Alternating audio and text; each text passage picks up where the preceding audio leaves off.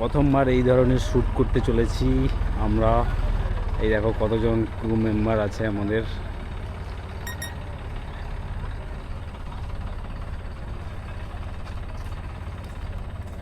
Cameraman, এই যে আমি এখানে। স্টার্ট। আচ্ছা, আজকে যে জামাটা নিয়েছি কেমন লাগলো? দারুণ লাগছে। কালকে যখন ঘুরতে যাবি তখন ওই জামাটা পরে আসবি। তোকে সাইকেল এসে তোকে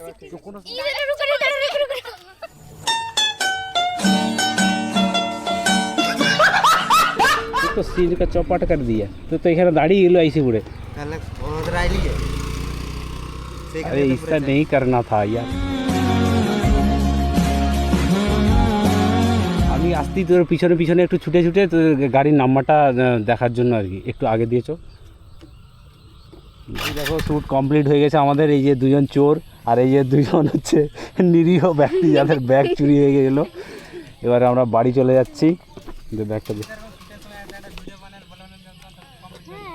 হ্যাঁ হ্যাঁ হ্যাঁ अबे बिछाती ना कि छिलो नहीं लगेगा इटा।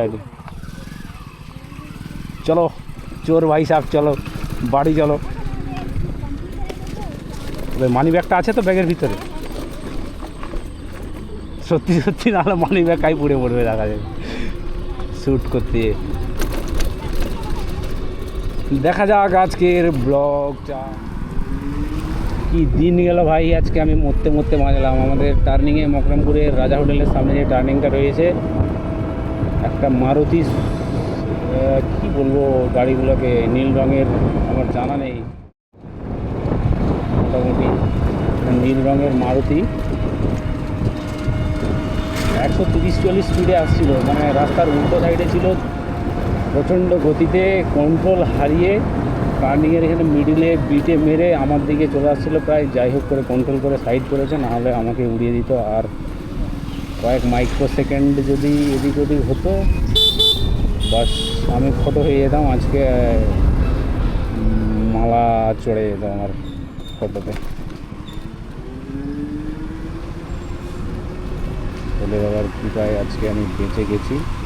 বাড়ি যাও ভাই।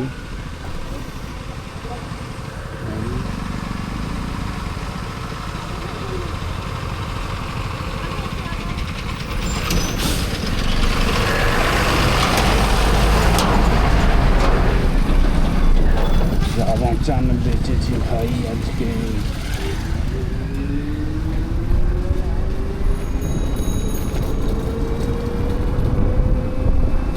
ভিজে গেছি বরসাতে তো আজকের ভিডিওটা এখানেই শেষ করছি। ভিডিওটা ভালো লাগলে অবশ্যই চ্যানেলটাকে subscribe, like, comment and share করবে। তো দেখা হচ্ছে পরের ভিডিওতে।